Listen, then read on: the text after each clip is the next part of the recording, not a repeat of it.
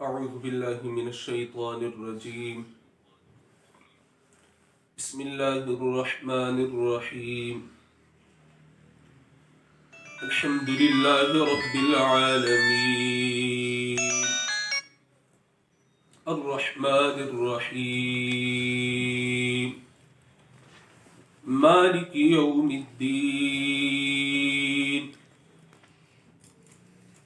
إياك نعبد وإياك نستعين اهدنا الصراط المستقيم صراط الذين أنعمت عليهم غير المغضوب عليهم ولا الضالين آمين. سورة الفاتحہ مقدمہ قرآن ہے، قرآن مقدس اور تمام آسمانی کتابوں کا خلاصہ ہے۔ سورۃ الفاتحہ سورۃ الشافیہ اور سورۃ الرقیہ ہے، سورۃ الصلاۃ ہے، سورۃ الحمد ہے،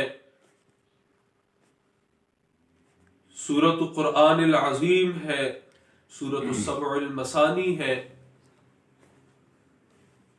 سورۃ الوافیہ، کافیہ، واقعہ، اور اس کے علاوہ سورت کا ایک نام سورۃ النور بھی ہے۔ مزید کئی اسماء اس سورت کے وارد ہے جو کہ اس سورہ مبارکہ کے فضائل پر دلالت کرتی ہے۔ قرآن مقدس کی ہر سورت کا ایک مقصد اور ایک دعویٰ ہوتا ہے۔ سورۃ الفاتحہ کا مقصد ہے العبادۃ للہ وحدہ، کہ عبادت اللہ ہی کی جائے گی۔ عبادت کے جتنے اقسام ہیں، عبادت کے جتنے اجزاء ہیں، وہ اللہ ہی کے لیے کی جائے گی، اللہ کے سوا کسی کے لیے نہیں۔ خواہ وہ لسانی عبادت ہو، قلبی عبادت ہو، بدنی عبادت ہو، مالی عبادت ہو۔ عبادت لغت میں تواضع کو کہتے ہیں، عاجزی کو کہتے ہیں، غلامی کو کہتے ہیں۔ عاجزی، اسی طرح غلامی،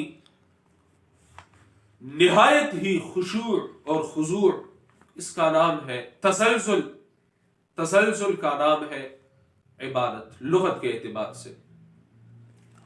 اصطلاح شریعت میں ہر وہ کام جو ان دو عقائد کی بنیاد پر کیا جائے کہ فلاں سب کچھ جاننے والا ہے یا ہر ایک چیز پر قدرت والا ہے، ان دو عقائد کی بنیاد پر یا ان دو میں سے کسی ایک عقیدے کی بنیاد پر بھی کوئی بھی کام کسی کے لیے کیا جائے تو وہ عبادت ہے۔ خواہ اس سے محبت ہو یا خوف ہو یا کوئی طمع ہو، کوئی لالچ ہو، اس کے سامنے اٹینشن کھڑا ہونا ہو، اس کا احترام کرنا ہو، اس کی تعظیم کرنی ہو، تو یہ تمام عبادات کے زمرے میں آتے ہیں۔ پھر اس سورت کے تقسیم کے حوالے سے اگر بات کی جائے تو یہ سورہ مبارکہ 3 حصوں میں تقسیم ہے۔ پہلے حصے میں اللہ تعالیٰ کے 5 اسماء ہیں، در حقیقت اس حصے میں اللہ تعالیٰ کے حقوق کا بیان ہے۔ یہ اللہ تعالیٰ کا حق ہے کہ اسے اللہ سمجھا جائے، پکارا جائے۔ یہ اللہ تعالیٰ کا حق ہے کہ اسے ہی رب العالمین مانا جائے۔ یہ اللہ تعالیٰ کا حق ہے کہ اسے الرحمن تسلیم کیا جائے۔ یہ اللہ تعالیٰ کا حق ہے کہ اسے الرحیم مانا جائے۔ یہ اللہ تعالیٰ کا حق ہے کہ اس کے بارے میں مالک یوم الدین کا عقیدہ رکھا جائے۔ یہ پہلا حصہ۔ دوسرا حصہ جو کہ آیت نمبر 4 ایاک نعبد و ایاک نستعین پر مشتمل ہے، اس میں اللہ تعالیٰ کا حق بھی ہے اور مخلوق کا حق بھی ہے۔ اچھا بارکم شرطے ہوئی نہیں، اللہ تعالیٰ کا حق ہے اور مخلوق کا حق ہے۔ اللہ کا حق ایاک نعبد میں کہ عبادت اللہ ہی کی جائے گی، مخلوق کا حق ایاک نستعین میں کہ وہ اللہ تعالیٰ سے مدد طلب کرنے کا اختیار رکھتا ہے اور اللہ تعالیٰ اس کی دعاؤں کو شرف قبولیت بخشے گا. یہ حق اللہ تعالیٰ نے اسے دیا ہے، اگرچہ اللہ پر کچھ بھی لازم نہیں. تیسرے حصے میں جو کہ آیت نمبر 4 سے 7 تک ہے، اہدنا الصراط المستقیم تا ولا الضالین، اس میں بندے کی دعا ہے اہدنا الصراط المستقیم تا ولا الضالین، اور ساتھ ساتھ 3 فرقوں کا اجمالی طور پر تذکرہ ہے. سورۃ الفاتحہ مکی سورت ہے، 7 آیات 1 رکوع پر مشتمل ہے، اور سورۃ الفاتحہ اگر ہم اس سورت کو دیکھ لیں تو اس سورت کو بجا طور پر ام القرآن کہنا یا اساس القرآن سمجھنا یہ بجا طور پر ٹھیک ہوگا کہ یہ اساس القرآن ہے، یعنی قرآن مقدس کی بنیاد. اگر اس سورت کو صحیح معنوں میں سمجھنے کی کوشش کی جائے تو آگے قرآن مقدس کو سمجھنا یہ آسان رہے گا. یہی وجہ ہے کہ ہم نے اس درس میں اس سورت کی جو کہ قرآن مقدس کی بنیاد ہے اس پر قدر تفصیل کی. ہو سکتا ہے کہ بعض باتیں آپ کو سمجھنے میں مشکل لگی ہو سکتا ہے کہ بعض باتیں آپ کو سمجھ میں نہ آئی ہو، اگرچہ میری جانب سے مکمل طور پر آپ کو یہ حق حاصل ہے کہ آپ درس کے بعد جس بات کی بھی سمجھ نہ آئے وہ پوچھ لیں، لیکن شاید آپ میں سے کسی نے کسی وجہ سے سوال نہ کیا ہو. لیکن اس میں خوف کھانے کی اور حوصلہ ہارنے کی کوئی بات نہیں. وجہ یہ ہے کہ یہ تو بنیاد ہے، سورت و اساس القرآن ہے. انہی باتوں پر انشاءاللہ تعالی آگے چل کر قدر مزید وضاحت اور تفصیل ہوگی، اور آپ کو انشاءاللہ تعالی یہ خود بخود ذہن نشین ہو جائے گی. لیکن اس کے لیے آداب کا لحاظ رکھنا ضروری ہے. سب سے پہلا ادب وہ تو تھا اخلاص نیت کا، کہ میری نیت یہ ہو کہ اللہ تعالیٰ مجھ سے راضی ہو، آپ کی نیت یہ ہو کہ اللہ ہم سے راضی ہو، میری نیت یہ ہو کہ آپ قرآن مقدس کو سمجھ سکے، آپ کی نیت یہ ہو کہ ہم قرآن مقدس کا علم حاصل کریں. اس کے علاوہ کوئی مقصد نہ ہو، بس اللہ کی رضا کا حصول، اللہ تعالیٰ کی رضامندی کا اس کی تڑپ ہو، اور قرآن مقدس سیکھنے کا لالچ ہو، سیکھنے سکھانے کا. اور میرا یہ مقصد ہو کہ میری اصلاح بھی ہو اور آپ کی اصلاح بھی ہو، اور آپ کا بھی تزکیہ نفس اصلاح کا، اور عقیدے کی اصلاح، عمل کی اصلاح، اخلاق اور کردار کی اصلاح. اللہ کی معرفت حاصل ہو، اللہ کی دین کی معرفت حاصل ہو. یہ ہمارا نیت ہوگا، اخلاص نیت. کوئی دنیاوی لالچ نہیں ہوگی، کوئی دنیاوی طمع نہیں ہوگی. دوسرا جو ادب تھا بنیادی وہ تھا عظمت قرآن کا. یہ وہ ضروری آداب ہے کہ جو قرآن مقدس کو سمجھنے اور سیکھنے کے لیے ضروری ہے، کہ آپ کے دل میں قرآن مقدس کی عظمت موجود ہو، میرے دل میں قرآن مقدس کی عظمت موجود ہو. کسی بھی قسم کے حالات کیوں نہ ہو، کسی بھی قسم کی مصروفیت کیوں نہ ہو، لیکن ہم نے قرآن مقدس کو جو یہ وقت دیا ہے تو یہ وقت ہمارا قرآن مقدس کے لیے خاص ہوگا. شادی ہو، ٹھیک ہے، اگر آپ 1 گھنٹہ لیٹ پہنچ جائے یا 1 گھنٹہ ان سے پہلے تشریف لے آئیے درس کو سماعت کرنے کے لیے، درس میں شریک ہونے کے لیے، یہ قرآن مقدس کی عظمت کا تقاضا ہے. کہیں غمی ہوئی ہو، فوت کی ہوئی ہو، جنازہ ہو، اس کو آگے پیچھے آپ کر سکتے ہیں. اسی ٹائم میں اگر جنازہ ہو، قرآن مقدس کے درس کے ٹائم میں اگر اس ٹائم نہیں ہوتا، بالفرض اس ٹائم جنازہ بھی ہوتا، تو جنازہ وہ فرض علی الکفایہ ہے، یعنی وہ کوئی بھی آپ کی جانب سے ادا کر سکتا ہے. دیگر مسلمان ادا کر رہے ہیں، خیر ہے آپ درس قرآن میں شمولیت کر جائیں، اس کے بعد جنازے کے بعد آپ اس کے لیے دعائے مغفرت فرمائیں، تو انشاءاللہ تعالی اس سے بڑھ کر اس دعا کی قبولیت کی امید ہو سکتی ہے، کیونکہ یہ قرآن مقدس کی عظمت کا تقاضا ہے. مہمان ہے، انشاءاللہ وہ بھی مسلمان ہوگا، وہ کافر نہیں ہوگا. آپ اس سے یہ بھی کہہ سکتے ہیں کہ چلو آئیے، ہم اتنا وقت ہم گزارتے ہیں دنیاوی مصروفیات اور عللو تللو میں، چلے آئیے آپ بھی قرآن مقدس کے درس میں شریک ہو جائے، دنیا اور آخرت کا فائدہ ہوگا. اگر وہ شریک ہونے سے معذرت کرے تو آپ اس سے معذرت کر سکتے ہیں کہ چلیے مجھے 1 گھنٹے کی چھٹی دیجئے، کیونکہ میرے درس قرآن کا وقت ہے اور قرآن مقدس سے بڑھ کر میرے لیے کوئی نہیں. قرآن مقدس سے بڑھ کر میرے لیے کوئی مصروفیت نہیں، کیونکہ یہ اللہ تعالیٰ سے ملاقات ہے۔ تم میرے مہمان ہو، لیکن میں اللہ تعالیٰ کی مہمانی میں آنا چاہتا ہوں، شریک ہونا چاہتا ہوں۔ تو یہ عظمت قرآن کہ قرآن مقدس کی عظمت آپ کے دل میں ہر ایک شے سے بڑھ کر ہو۔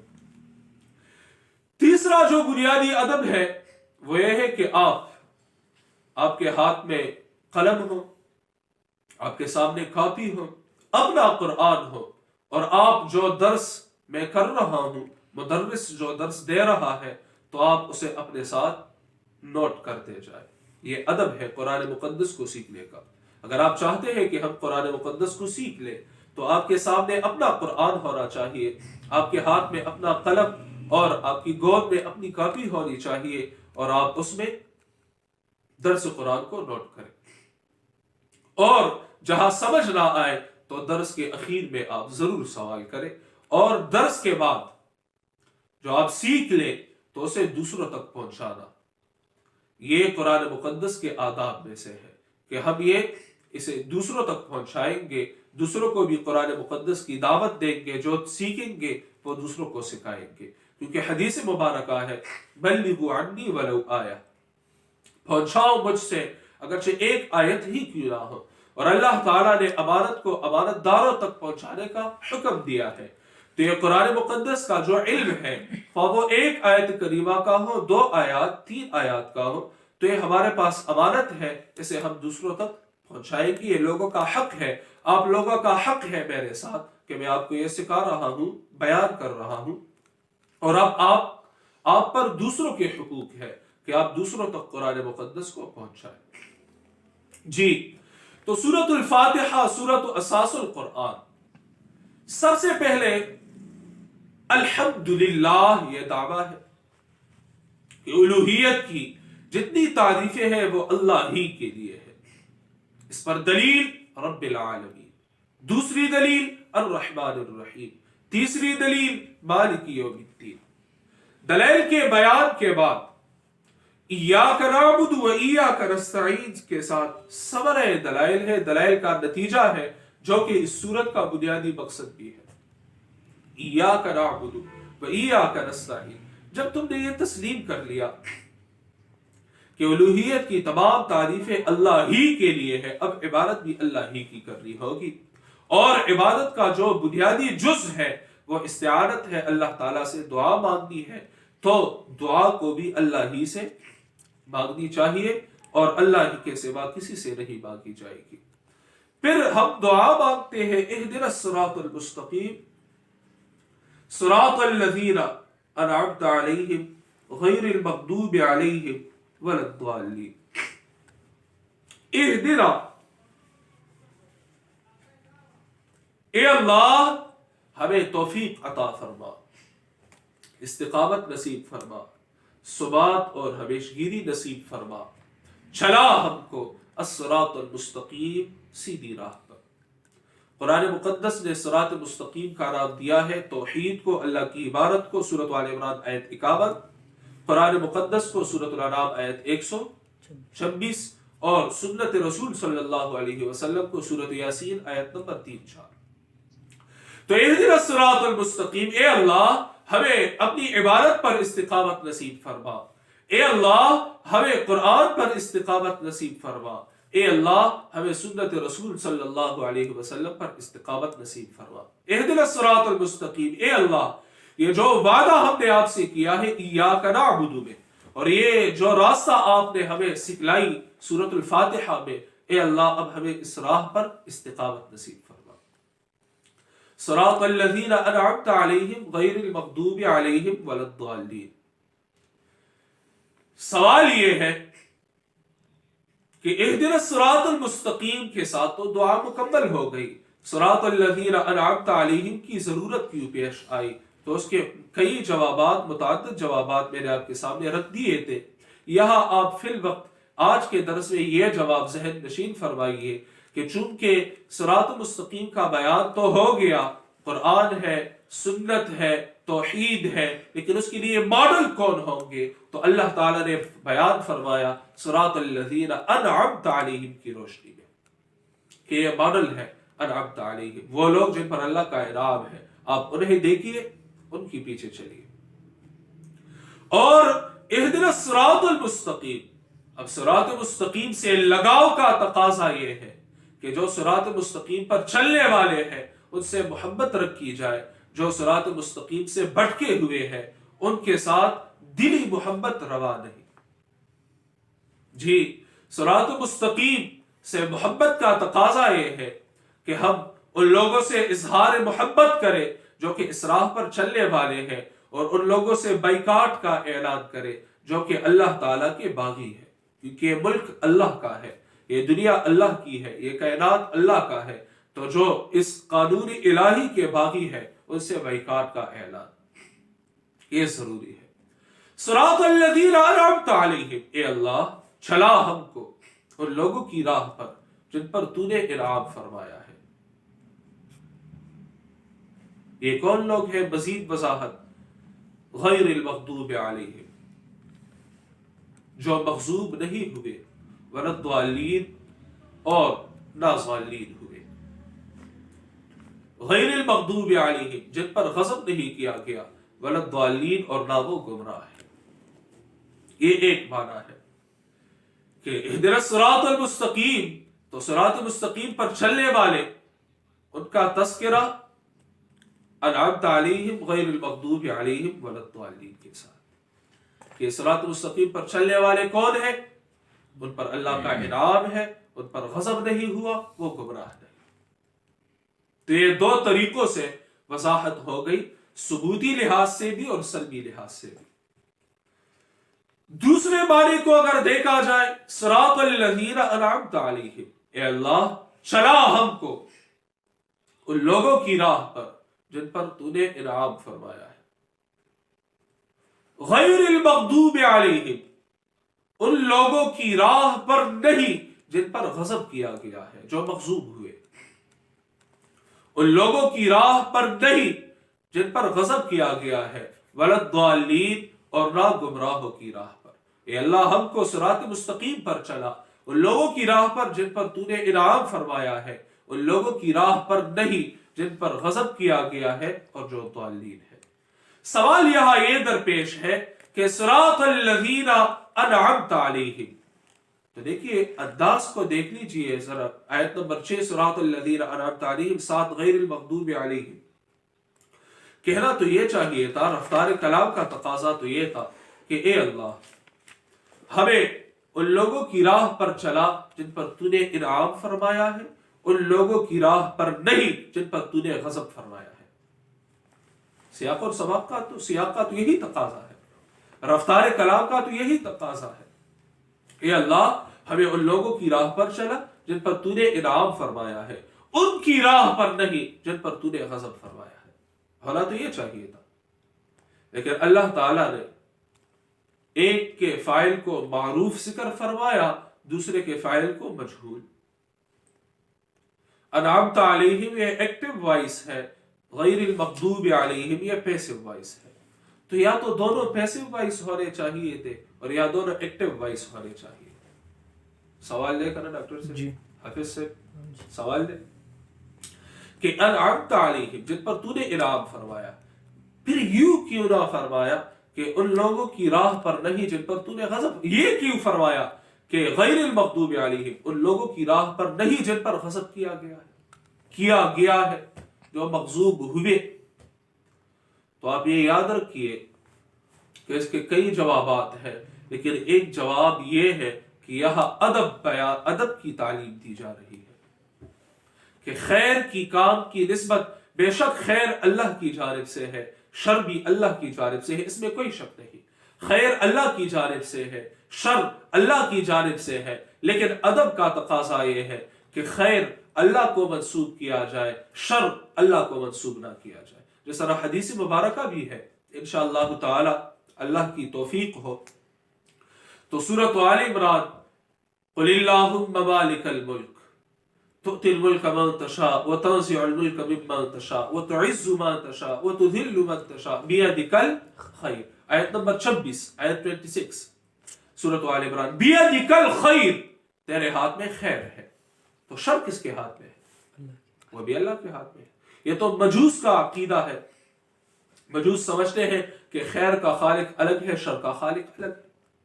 ہمارا تو یہ عقیدہ ہے کہ خیر اور شر کا خالق کون؟ خیر اور شر کس کے ہاتھ میں ہے؟ اللہ ہی کے ہاتھ میں ہے.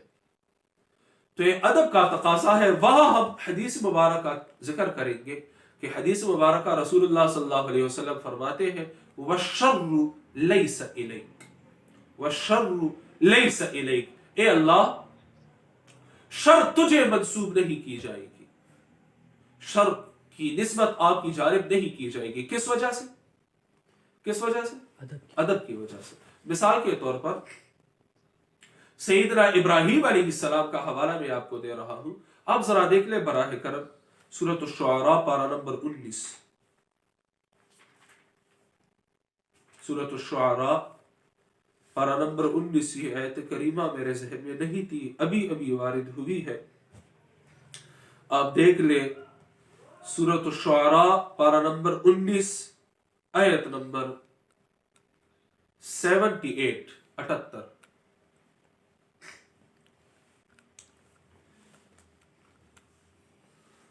سورۃ الشعراء پارہ 19 آیت 78. ابراہیم علیہ السلام رب العالمین کی وضاحت فرماتے ہیں. رب العالمین الذی، رب العالمین وہ ذات ہے، خلقنی جس نے مجھے پیدا فرمایا، فہو یہدین پھر اس نے مجھے سیدھی راہ پر چلایا. ٹھیک ہے، خلقنی اس نے مجھے پیدا فرمایا، مجھے سیدھی راہ پر چلایا. والذی هو یطعمنی، رب العالمین وہی ذات ہے جو مجھے کھلاتا ہے، ویسقین اور مجھے پلاتا ہے. ٹھیک ہے، خیر کے کاموں کی نسبت کس کی جانب کی؟ خلقنی مجھے پیدا فرمایا، یہدین مجھے ہدایت دی، مجھے طعام دیتا ہے، مجھے پانی پلاتا ہے. لیکن وَإِذَا مَرِضْتُ، وَإِذَا مَرِضْتُ اور جب میں بیمار ہو جاتا ہوں، فَهُوَ يَشْفِينِ تو وہ مجھے شفا دیتا ہے. یہاں یوں نہیں فرمایا کہ جب مجھے بیمار کر دیتا ہے تو پھر مجھے شفا دیتا ہے. حالانکہ بیمار کرنے والا کون ہے؟ اللہ. شفا دینے والا کون ہے؟ اللہ ہی ہے. لیکن ادب کی وجہ سے کہ جب میں بیمار ہو جاتا ہوں تو وہ مجھے شفا دیتا ہے. والذی یمیتنی ثم یحیین، وہی ذات ہے جو مجھے موت دے گا پھر مجھے زندگی دے گا. اب موت بھی اللہ کے انعامات میں سے ہے دراصل، کہ وہ ایک پل ہے جو کہ حبیب کو حبیب سے ملاتی ہے. اب ہماری ملاقات اللہ سے تو نہیں ہو سکتی، بے شک ہماری اللہ سے بے پناہ محبت ہے، رسول اللہ صلی اللہ علیہ وسلم سے بے پناہ محبت اور عقیدت ہے، لیکن ہم ان سے ملاقات تو نہیں کر سکتے. ملاقات تب ہو سکے گی جب ہماری آنکھیں بند ہو جائے، روح پرواز کر جائے اور ہمارے تعلقات اللہ کے ساتھ ٹھیک تھے، دنیا میں اللہ کی کتاب کے ساتھ تعلق تھا، تو نتیجہ یہ ہوگا کہ آنکھ بند کرنے کے بعد برزخ میں، جنتوں میں ہماری روح رسول اللہ صلی اللہ علیہ وسلم کا دیدار کرے گی، اللہ کی معیت نصیب ہوگی. اللہ تعالیٰ نصیب فرمائے. تو موت دراصل عذاب نہیں بلکہ موت بھی اللہ کی نعمتوں میں سے ایک نعمت ہے. ہاں البتہ اس کے لیے عذاب ہے جس کے تعلقات اللہ کے ساتھ اس دنیا میں ٹھیک نہیں تھے. تو یہ ادب کی وجہ سے. پھر دوسری بات یہ ہے کہ اللہ تعالیٰ جو انعام فرماتا ہے بندے پر تو وہ محض اللہ کا انعام ہی ہوتا ہے، بندہ اس کا اہل نہیں ہوتا. ٹھیک ہے، بندہ اس کا اہل نہیں ہوتا. اللہ پر لازم نہیں کہ اپنے بندے پر وہ رحمت کرے، یہ اللہ پر لازم قطعا نہیں. اللہ پر تو کوئی شے لازم نہیں، کوئی بات اللہ پر لازم نہیں. اللہ کی مرضی ہے کہ وہ اپنے بندے کے ساتھ کیا کرے. لا يسأل عما يفعل، پارہ نمبر 17 سورۃ الانبیاء میں ارشاد ہے لا يسأل عما يفعل، اللہ کسی کے سامنے جواب دہ نہیں. آیت 23 لا يسأل عما يفعل، اللہ سے نہیں پوچھا جا سکتا اس کام کے بارے میں جو اللہ نے کیا ہے، جو اللہ کرتا ہے. اللہ کسی کے سامنے جواب دہ نہیں کہ اللہ آپ نے یہ کیوں فرمایا. وَهُمْ يُسْأَلُونَ، اور یہ مخلوق جو ہے، مخلوق جو بھی ہے وہ اللہ کے سامنے جواب دہ ہے. لا يسأل عما يفعل وهم يسألون. تو اللہ تعالیٰ پر لازم نہیں کہ وہ اپنے بندے پر رحمت فرمائے، کہ وہ اپنے بندے کو سیدھی راہ پر چلائے، یہ اللہ پر لازم نہیں. ہاں یہ اللہ تعالیٰ کا احسان ہے، یہ اللہ تعالیٰ کا انعام ہے اپنے بندے پر کہ اسے صراط مستقیم پر چلنے کی توفیق عطا فرماتا ہے۔ لیکن یہ بھی یاد رکھیے، اللہ رحمت کرتا ہے بغیر کسی سبب کے، اللہ رحمت کرتا ہے بغیر کسی سبب کے۔ اس وجہ سے اللہ تعالیٰ نے انعام کی نسبت اپنی ہی جانب فرمائی، ہمیں یہ دعا سکھلائی کہ صراط الذین انعمت علیہم، ہمیں ان لوگوں کی راہ پر چلا جن پر تو نے انعام فرمایا ہے۔ لیکن جب غضب کی بات آتی ہے تو وہاں اللہ تعالیٰ اپنی جانب نسبت نہیں کرتا۔ کیوں؟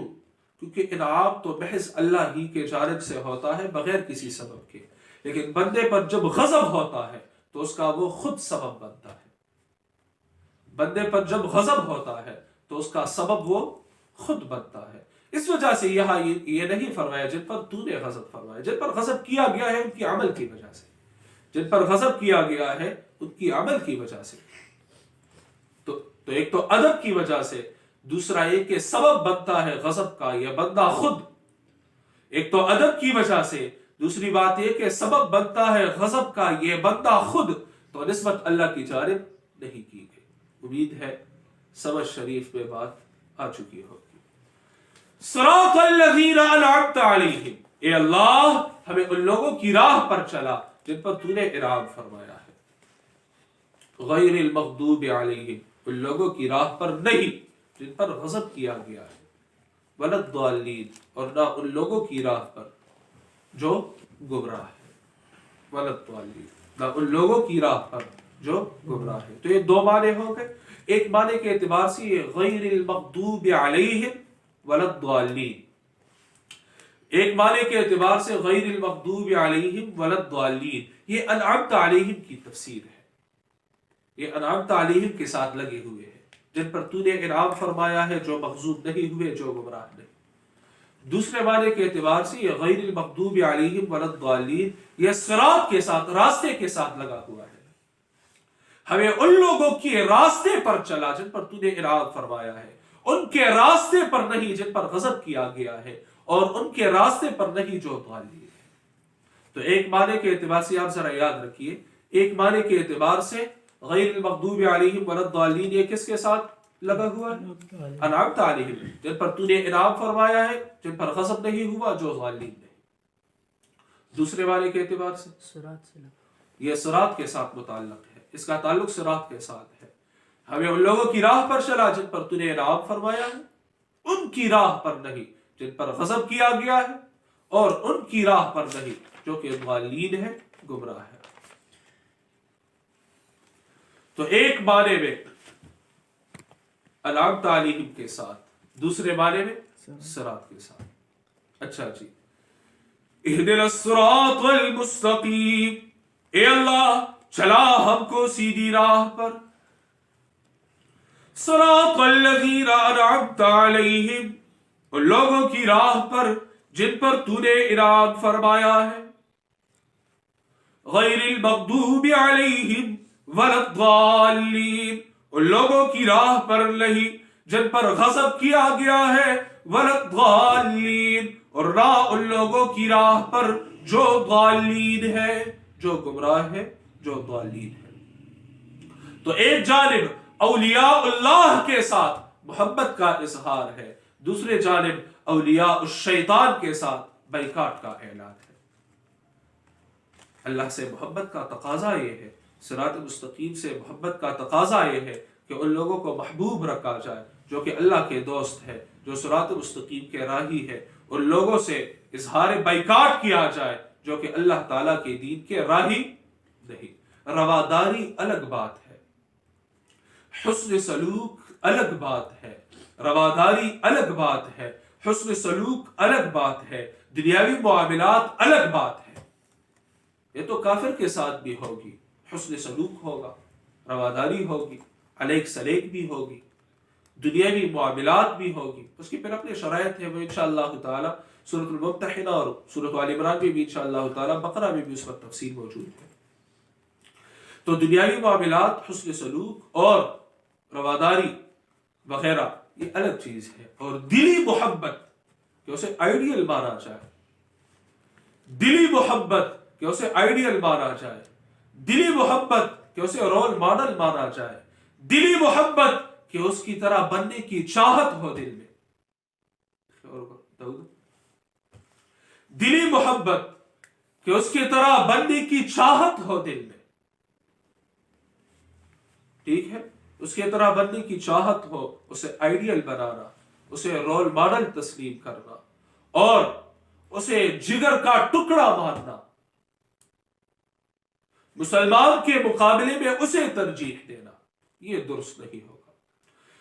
غیر مسلموں کے اللہ کے دین کے باغیوں کے دو اقسام ہیں، سورۃ الممتحنہ میں اس کا بیان ہے۔ سورۃ الممتحنہ پارہ 28 کی تیسری سورت کی دوسری رکوع ہے، بالکل پارہ 28 کی تیسری سورت ہے اور پارہ نمبر 28 کی دوسری سورت کی تیسری سورت کی دوسری رکوع ہے۔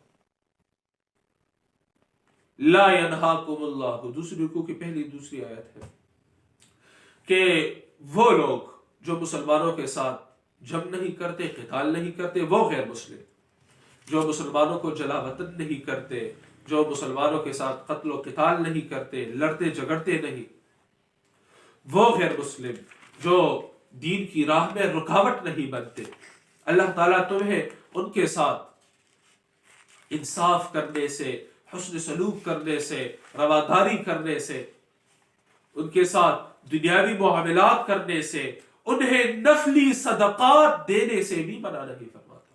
ان تقسطوا الیہم میں نفلی صدقات بھی آتے ہیں، ٹھیک ہے، ان کے ساتھ احسان کیا جائے، انہیں نفلی صدقات، اگر وہ غریب ہو، فقیر ہو، مسکین ہو، انہیں نفلی صدقات بھی دیے جا سکتے ہیں۔ وہ غیر مسلم جو دین کی راہ میں رکاوٹ نہیں بنتے، جو دین کے ساتھ دشمنی نہیں کرتے، جو اللہ اور رسول کو گالیاں نہیں دیتے، بس اپنا وہ کفر ہے، شرک ہے، جو بھی ہے وہ کرتا ہے، لیکن ظاہری علیق سلیق رکھتا ہے، تم بھی ان کے ساتھ علیق سلیق رکھو۔ دل کی دوستی کی اجازت نہیں، آئیڈیل بنانے کی اجازت نہیں، رول ماڈل سمجھنے کی اجازت نہیں، ان کی طرح بننے کی چاہت رکھنے کی اجازت نہیں، ٹھیک ہے، فاسق ہے، فاجر ہے، غیر مسلم ہے، مشرک ہے، بدعتی ہے، دین میں نئے نئے اضافے کرنے والا ہے، دلی محبت کی اجازت نہیں، ٹھیک ہے۔ ہاں البتہ وہ غیر مسلم ہے جو کہ دین کا کھلا دشمن ہے، جو دین کی راہ میں رکاوٹ بنتا ہے، جو مسلمانوں پر ظلم ڈھاتا ہے، وہ مشرک ہے، وہ مبتدع ہے، تو اس کے ساتھ تو یہ دنیاوی معاملات بھی روا نہیں، اس کے ساتھ ظاہری علیق سلیق بھی روا نہیں۔ تو ہمارا تو بائیکاٹ سب کے ساتھ ہے۔ بائیکاٹ سے مراد کہ ہمارے دل میں ان کی طرح بننے کی چاہت نہیں، ہم ان کو آئیڈیل نہیں مانتے، ہم انہیں رول ماڈل نہیں مانتے، ہم ان کی طرح بننے کی چاہت نہیں رکھتے، ہماری دل کی محبت ان کے ساتھ نہیں، ہم مؤمنوں کے مقابلے میں انہیں ترجیح نہیں دیتے۔ تو غیر المغضوب علیہم ولا الضالین، ایک جانب اولیاء اللہ کے ساتھ محبت، دوسری جانب اولیاء الشیطان کے ساتھ اظہار بائیکاٹ، جس طرح کہ سیدنا ابراہیم علیہ السلام نے فرمایا تھا۔ سورۃ الممتحنہ کا حوالہ میں نے کچھ ساعت قبل آپ کے سامنے رکھ دیا کہ سورۃ الممتحنہ کی غالباً آیت نمبر 4-5 ہے، آیت نمبر 4، سورۃ الممتحنہ آیت نمبر 4 پارہ نمبر 28، ٹائم سر 42، سورۃ الممتحنہ پارہ نمبر 28 آیت نمبر 4، پارہ 28 کی تیسری سورت ہے۔ قد كانت لكم أسوة حسنة في إبراهيم والذين معه، تمہارے لیے ہے اسوہ حسنہ، زندگی گزارنے کا بہترین نمونہ، فی ابراہیم، ابراہیم علیہ السلام کی زندگی میں، والذین معه، اور ان لوگوں کی زندگی میں جو ابراہیم علیہ السلام کے ساتھ تھے۔ وہ کون تھے؟ ہجرت کرتے وقت وہ تھی ان کی بیوی سیدہ سارہ رضی اللہ عنہا اور ان کے بیٹے، ان کے بھتیجے سیدنا لوط علیہ السلام، بس یہ دو تھے اس وقت جس وقت کا یہ بیان ہے۔ تو تمہارے لیے ابراہیم علیہ السلام میں، ان کی بیوی سارہ رضی اللہ عنہا میں، ان کے بھتیجے سیدنا لوط علیہ السلام میں بہترین نمونہ ہے۔ اذ قالوا لقومهم، جب انہوں نے کہا اپنی قوم کو، انا براء منکم، ان کی قوم وہ شرکیات اور کفریات میں مبتلا تھے، پہلے تو انہوں نے انہیں سمجھایا، خوب سمجھایا، ان پر حجت تمام کر دی، کافی عرصہ انہیں سمجھایا، لیکن جب دیکھا کہ وہ لوگ تو مسلسل دشمنی پر آمادہ ہے، وہ حق کی آواز کو دبانے کی کوشش میں لگے ہوئے ہیں، تب انہوں نے آخر کار اعلان کیا کہ ہم تم سے بیزار ہیں، وَمِمَّا تَعْبُدُونَ مِن دُونِ اللَّهِ، ہم تم سے بیزار ہیں، ہمارا تم سے بیکار، اور جن کی تم پوجا پاٹ کرتے ہو ان سے بھی ہمارا بیکار۔ کفرنا بکم، ہم تمہاری رشتہ داری سے انکار کرتے ہیں، ہمارا اور تمہارا کوئی تعلق نہیں۔ آپ تو سمجھیں گے کہ رشتہ داری پالنا، صلہ رحمی بھی کوئی چیز ہے، بے شک، لیکن دین کے معاملے میں جب وہ دشمن بن جائے اور وہ قرآن، اللہ کی دین، اللہ کی کتاب کی آواز کو دبانے کی کوشش میں لگا ہوا ہو، تو اس موقع پر اس سے رشتہ داری توڑنا، اس کی قرآن مقدس ترغیب دیتا ہے۔ کفرنا بکم وَبَدَا بَيْنَنَا وَبَيْنَكُمُ الْعَدَاوَةُ وَالْبَغْضَاءُ أَبَدًا، اور ہمارے اور تمہارے درمیان ظاہر باہر دشمنی ہے ہمیشہ ہمیشہ کے لیے، حَتَّى تُؤْمِنُوا بِاللَّهِ وَحْدَهُ، یہاں تک کہ تم اللہ ہی پر ایمان لے آؤ، کہ تم اللہ کی توحید کو تسلیم کرو۔ کل میں نے الحب للہ اور البغض للہ کی بات آپ کے سامنے رکھ دی تھی۔ تو یہ ہے سورۃ الفاتحہ۔ پہلے ہم نے تعوذ اور تسمیہ پر گفتگو کی، خلاصے کے علاوہ اگر سورت پر بات کی جائے، پھر سورہ مبارکہ کی یہ 7 آیات اور مزید تفصیل چل رہی ہے۔ غیر المغضوب علیہم ولا الضالین، مغضوب علیہم کون سا گروہ؟ جو کہ جان بوجھ کر، وہ لوگ جو کہ جان بوجھ کر علم رکھنے کے ساتھ ساتھ گمراہیوں میں مبتلا ہے، وہ لوگ جو اللہ کی کتاب کا، اللہ کی دین کا علم رکھنے کے ساتھ ساتھ گمراہیوں میں مبتلا ہو، خواہ وہ میں ہوں یا آپ ہے یا وہ ہے یا وہ ہے یا فلاں ہے، آج ہے 100 سال قبل، 100 سال بعد، 1000 سال قبل، ہزاروں سال قبل، جو بھی تھا وہ اس کے ضمن میں آتا ہے، اور اس کی واضح مثال کون ہے؟ یہود ہے۔ اور ضالین سے مراد وہ لوگ جن کے پاس علم نہیں، جو جانتے نہیں، اللہ کی کتاب، اللہ کی دین کے ساتھ ان کا اتنا تعلق نہیں کہ وہ جان جائے حرام کیا ہے، حلال کیا ہے، صحیح کیا ہے، غلط کیا ہے، کون سا عقیدہ درست ہے، کون سا عقیدہ غلط ہے، بس اپنے مولویوں اور پیروں کے پیچھے وہ لگے ہوئے ہیں اور اللہ کی دین کو پس پش ڈالا ہوا ہے، بلکہ وہ یہ سمجھتے ہیں کہ دین کا سمجھنا یہ ہمارے بس کی بات نہیں، یہ ہمارا کام نہیں، بلکہ یہ میڈیکل پڑھتے وقت جب وہ میڈیکل کا اسٹوڈنٹ ہوتا ہے اس وقت اس کا یہ خیال نہیں آتا کہ یہ مشکل ہے، لیکن جو کتاب وہ روح کی غذا ہے، اس کی علم کی طلب کے وقت یہ بہانہ اور یہ عذر سامنے آ جاتا ہے کہ یہ بڑی مشکل ہے، حالانکہ کوئی مشکل کتاب نہیں، اس میں کیا مشکل ہے؟ آپ سیکھنے کی کوشش کرتے ہیں، جو سیکھتے ہیں وہ سکھائی، جتنا بھی آپ سیکھ رہے اس میں تو کوئی مشکل نہیں، یہ تو 1 دن اور 2 دن کی بات نہیں، قرآن مقدس 1 دن 2 دن 1 سال 2 سال 10 سالوں کی بات نہیں، یہ تو تادم حیات یہ سلسلہ جاری رہے گا۔ میرے الحمدللہ اپنے استاذ محترم، اپنے پیر اور مرشد کے ساتھ تقریباً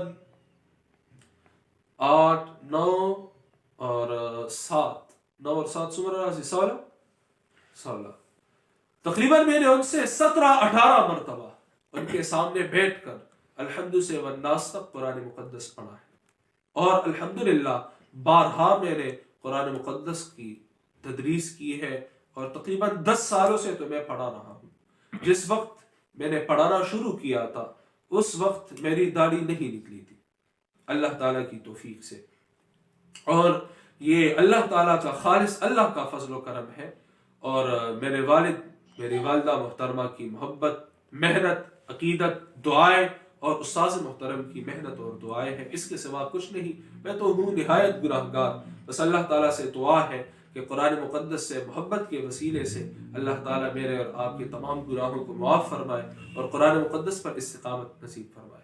تو یہ ضروری نہیں کہ آج ایک ہی درس میں آپ سب کچھ سیکھ جائیں. آج درس ہو گیا، اس میں تقریباً 50-60-70% آپ سیکھ گئے.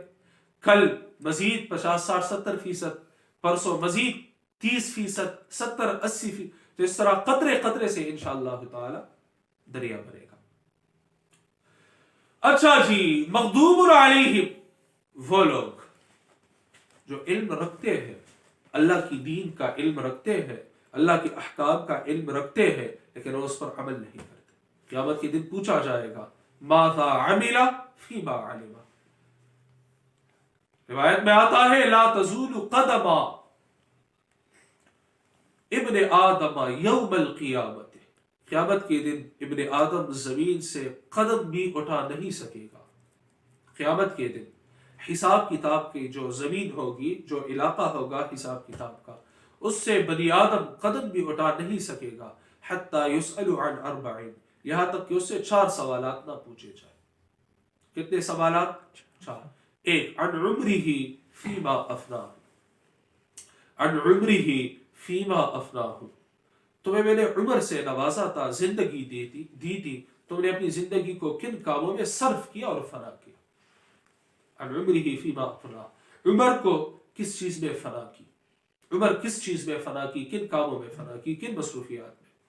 عن شبابہ فیما ابلاہ، جوانی دی تھی، جوانی تم نے کس چیزوں میں اپنی جوانی کو بڑھاپے میں تبدیل کر دیا، کن کاموں میں، کن مصروفیات میں. اب یہ جو جوانی اور نوجوانی کا عمر ہے، تقریباً یہ شروع ہوتا ہے آج کل 12 13 14 سال سے، تقریباً یہ 30 32 33 سال تک یہ جوانی نوجوانی، 40 تک بھی آپ کہہ سکتے ہیں جوانی کا. لیکن جو نوجوانی ہوتی ہے یہ تقریباً یہ 30 31 32 33 تک یہ جوانی نوجوانی کا، یہ درمیانی جو تقریباً 13 14 سال ہوتے ہیں، 15 سال کر لیجئے، تو یہ زندگی کا قیمتی سرمایہ ہے.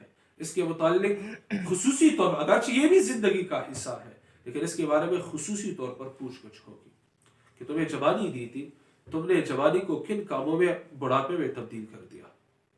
عن شبابہ فیما ابلاہ، عن مالہ من این اکتسبہ وفیما انفقہ.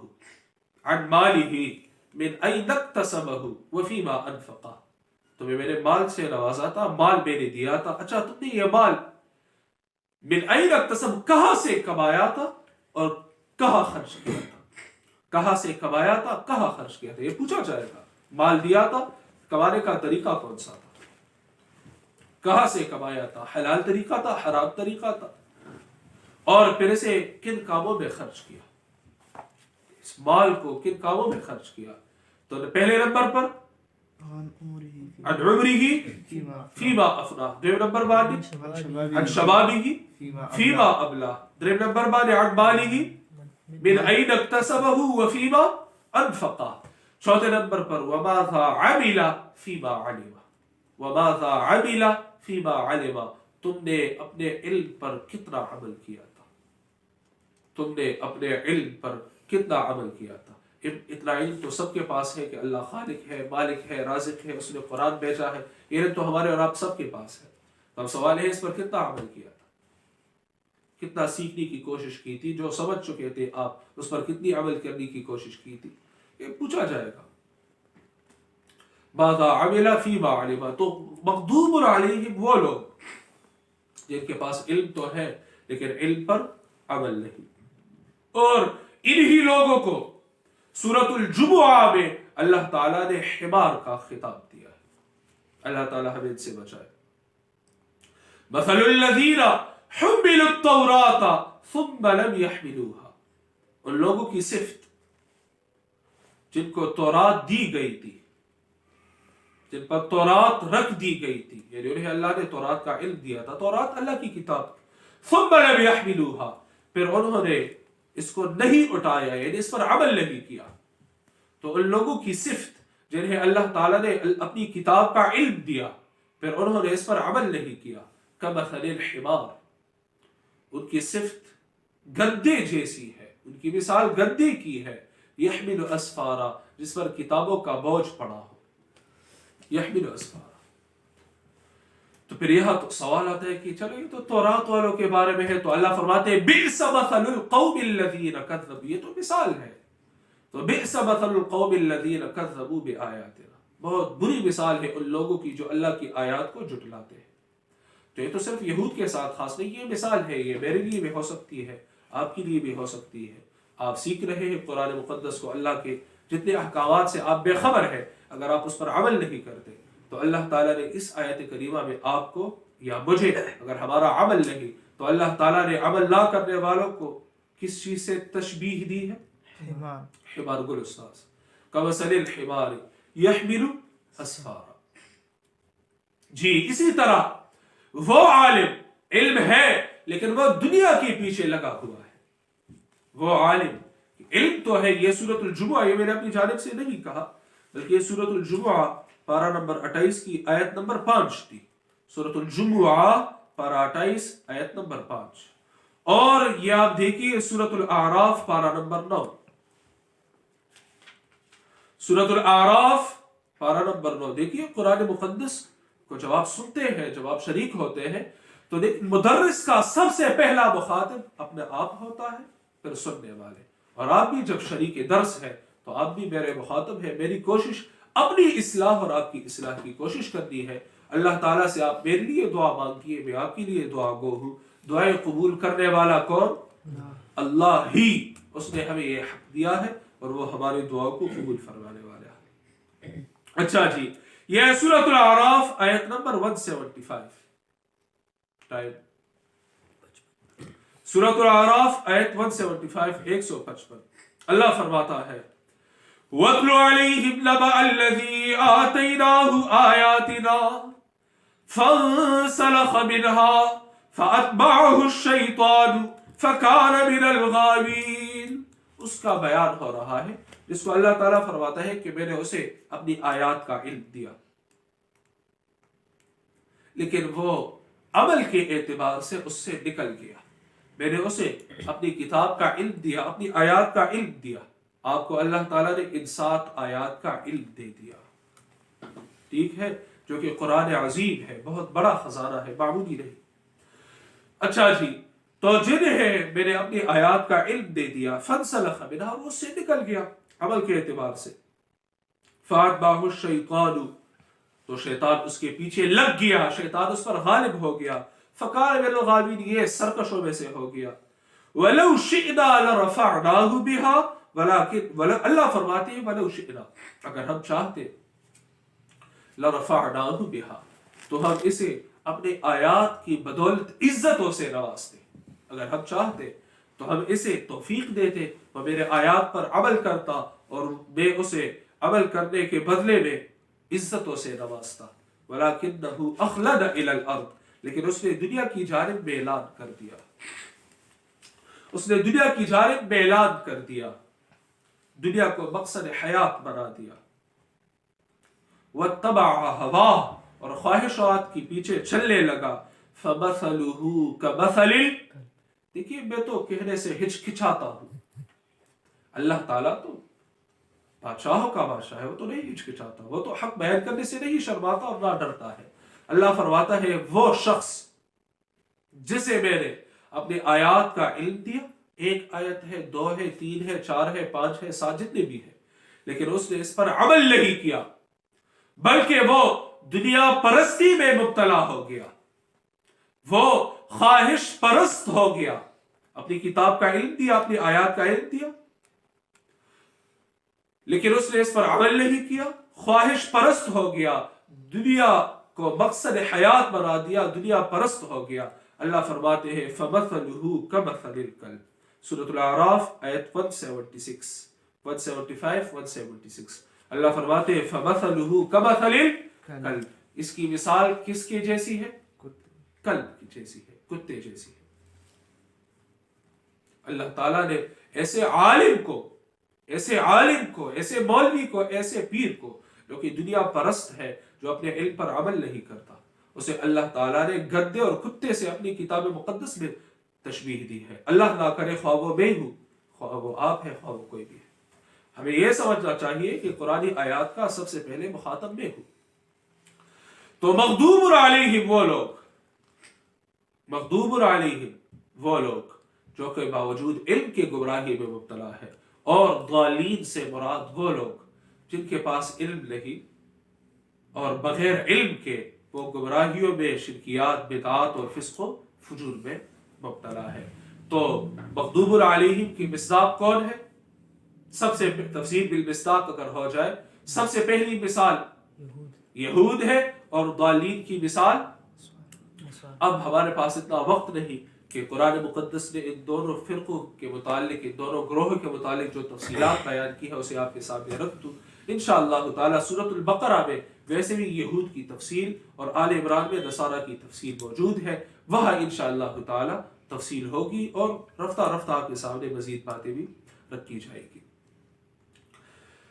جی اسی طرح امام شاہ ولی اللہ رحمۃ اللہ علیہ کی کتاب کا حوالہ میں نے آپ کو اس سے پہلے بھی دیا تھا، ان کی کتاب تھی الفوز الکبیر۔ اس میں وہ جب یہود کی تفصیل کرتے ہیں تو وہ فرماتے ہیں اگر تم چاہتے ہو کہ میں یہود کا نمونہ دیکھوں تو وہ کہتے ہیں کہ اپنے زمانے کے علماء سوء کو دیکھو، یہ یہود کا نمونہ ہے۔ امام، یہ میں نہیں کہہ رہا، امام شاہ ولی اللہ رحمۃ اللہ علیہ فرما رہے ہیں کہ اگر تم یہود کا نمونہ دیکھنا چاہتے ہو تو اپنے زمانے کے ناکارہ علماء کو دیکھو، اور اگر تم نصارہ کا نمونہ دیکھنا چاہتے ہو تو اپنے زمانے کے ناکارہ پیروں کو دیکھو، پیران سوء کو دیکھو، تمہیں ان کا مکمل نقشہ تمہارے سامنے۔ علم وغیرہ کچھ نہیں ہوتا، بس حق ہو وغیرہ کے نعروں میں مصروف ہوتے ہیں۔ یہود کا نمونہ علماء سوء، نصارہ کا نمونہ پیران ضلالت، اور یہ تفصیل الفوز الکبیر میں امام شاہ ولی اللہ رحمۃ اللہ علیہ نے کی ہے۔ مغضوب علیہم اور ضالین کی دوسری تفسیر وہ یہ ہے کہ مغضوب علیہم سے مراد کافر ہے اور ضالین سے مراد منافق ہے۔ یہ دوسری تفسیر ہے، مغضوب علیہم سے مراد کافر ہے اور ضالین سے مراد، جی مغضوب علیہم سے مراد کافر ہے، ضالین سے مراد منافق ہے۔ اور اس تفسیر کی جو ہمارے پاس دلیل ہے وہ اگر آپ سورۃ البقرہ کی ابتدائی 20 آیات کو دیکھ لیں تو پہلے اللہ تعالیٰ نے ان کا بیان فرمایا جن پر اللہ کا انعام ہے، ھدی للمتقین الذین یؤمنون بالغیب وغیرہ، پھر ان الذین کفروا سواء علیہم، کافروں کا بیان ہے، پھر ومن الناس من یقول، دوسری رکوع میں منافقوں کا بیان ہے۔ ٹھیک ہے، تو ایک تفسیر تو ہے کہ مغضوب علیہم سے مراد وہ جو یہود کے جیسے ہیں، اور ضالین سے مراد نصارہ اور جو ان کے جیسے ہیں۔ دوسری تفسیر کہ مغضوب علیہم سے مراد کافر اور ضالین سے مراد منافق ہے۔ ٹھیک ہے، انشاءاللہ تعالی اگلے ہفتے مزید تفصیل ہوگی۔ انشاءاللہ اگلے 2 دروس میں ہم سورۃ الفاتحہ کی کلوزنگ کریں گے۔ اللہ تعالیٰ سے دعا ہے کہ ہمیں قرآن سنت پر استقامت نصیب فرمائے اور قرآن مقدس کی سمجھ بوجھ عطا فرمائے۔